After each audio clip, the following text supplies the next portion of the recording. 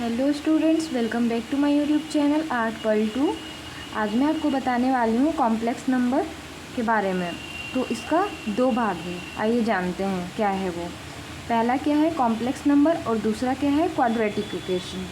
तो अब हम देखेंगे कि क्वाड्रेटिक इक्वेशन होता क्या है। हमें पता है क्लास 10 से हम लोग पढ़ते आ रहे हैं ax² plus bx plus c। ये क्या है, ये हमारा हो जाता है क्वाड्रेटिक इक्वेशन। क्या है, क्वाड्रेटिक इक्वेशन। ठीक है, तो अब हम देखेंगे हाँ, और क्या होता है इसका हाईएस्ट डिग्री जो है वो हमेशा 2 ही होता है।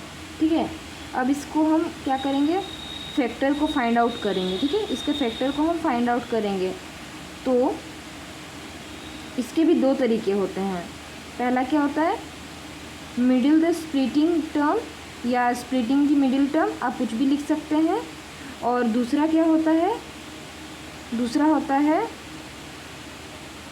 d equals to b² minus 4ac। क्या होता है d equals to b² minus 4ac। ठीक है, तो इससे भी हम इसका फैक्टर फाइंड आउट कर सकते हैं। पर कंडीशन क्या होती है, इसकी कंडीशन क्या होती है, इसमें कंडीशन होती है b² equals to b² minus 4ac greater than 0। और ये हमेशा ग्रेटर देन 0 क्यों होना चाहिए, क्योंकि यहाँ पे जो टर्म आएगा वो पॉजिटिव होना चाहिए, कभी भी नेगेटिव नहीं होता है। ठीक है, तो इससे हम इसका रियल रूट फाइंड आउट कर सकते हैं।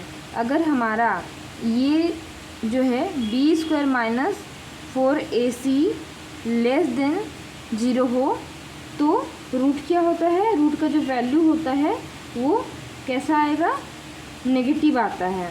तो आइए हम कुछ एग्जांपल लेके समझते हैं।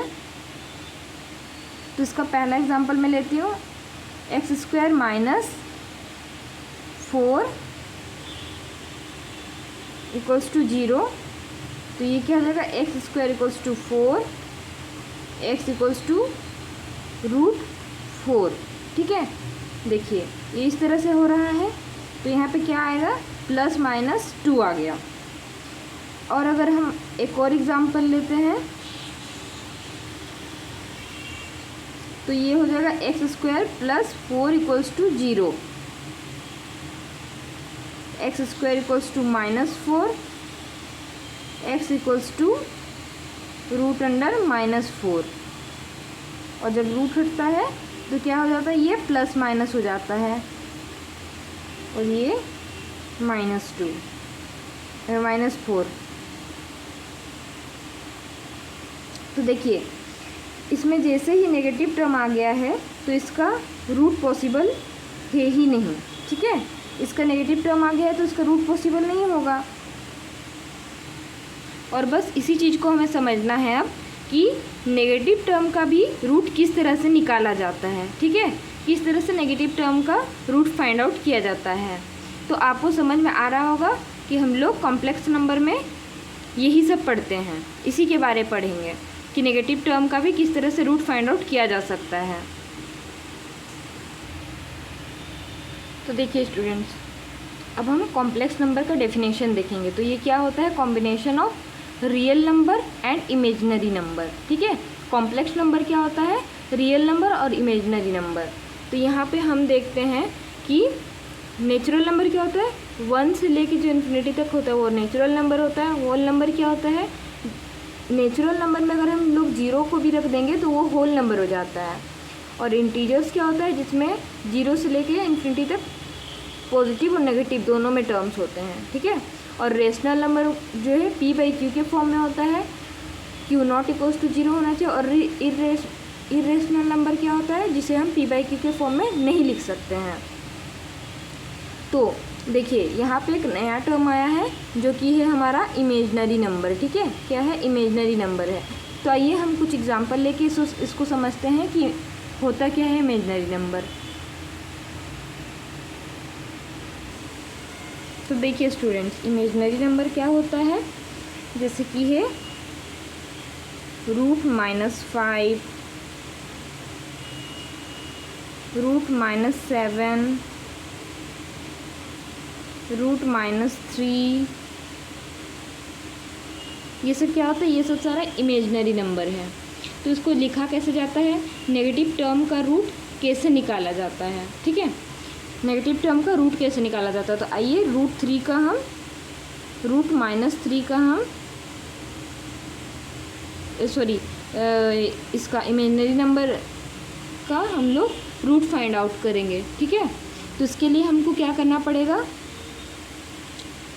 √-3 को हम लोग इस तरह से लिख सकते हैं, देखिए -1 × 3। अगर हम लोग -1 से 3 को मल्टीप्लाई कर देंगे तो वो कितना हो जाएगा, -3 ही होगा। तो हम लोग इसको इस तरह से भी लिख सकते हैं। अब हम यहाँ पे क्या करेंगे, रूट अलग अलग कर देंगे, -1 × -3। और हम लोगों को क्या पता है, ये देखिए ये क्या है, ये हम लोग 11th में पढ़ रहे, इससे पहले हम लोग 10th में ये सब नहीं पढ़े हुए थे, ठीक है। तो -1 = क्या होता है, आई होता है, जिसको हम लोग बोलते हैं आयोटा। सॉरी ये दिख नहीं रहा था, हाँ देखिए √-1 = क्या होता है, आई होता है, जिसको हम लोग क्या बोलते हैं, आयोटा बोलते हैं, ठीक है, क्या बोलते हैं, आयोटा बोलते हैं। ठीक उसी तरह से अगर हम लोग इसको इस तरह से लिखते हैं -1 और रूट को उधर कर देते हैं तो आई का स्क्वायर होता है। देखिए √-1 = आई होता है, जिसको हम आयोटा बोलते हैं, और -1 = क्या होता है, आई का स्क्वायर होता है, जो कि आयोटा स्क्वायर होता है, ठीक है। तो ये क्या है, ये हमारा, अब देखिए यहाँ पे हम लोग क्या करेंगे, -1 = कितना दिया गया है, -1 = √-1 = कितना, आई होता है, आई, और ये क्या है, √3 है, ठीक है। तो ये हमारा क्या आ गया, ये हमारा इमेजिनरी नंबर हो गया।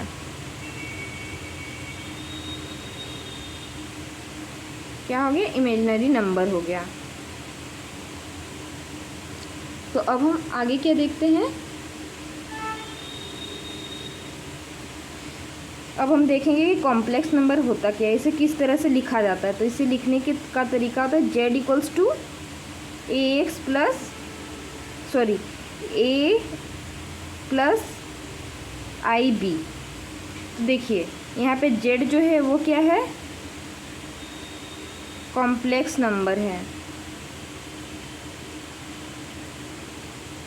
क्या है, कॉम्प्लेक्स नंबर है, ठीक है। और यहाँ पे a क्या है, रियल नंबर है, यहाँ पे b क्या है, इमेजिनरी नंबर है, ठीक है, b क्या है, इमेजिनरी नंबर है। तो आइए इसके कुछ एग्जाम्पल लेते हैं। z = 2 + 3i, 6 + 7i, 8 + i9। तो ये सारे क्या हो गए, ये सारे हमारे हो गए कॉम्प्लेक्स नंबर। क्या हो गया, complex number. I hope students आपको समझ में आ रहा होगा, यहाँ तक में आपको कोई भी डाउट नहीं होगा। तो इससे आगे मैं आपको इसे और डिटेल्स में बताऊंगी। आज के लिए इतना ही, थैंक यू सो मच।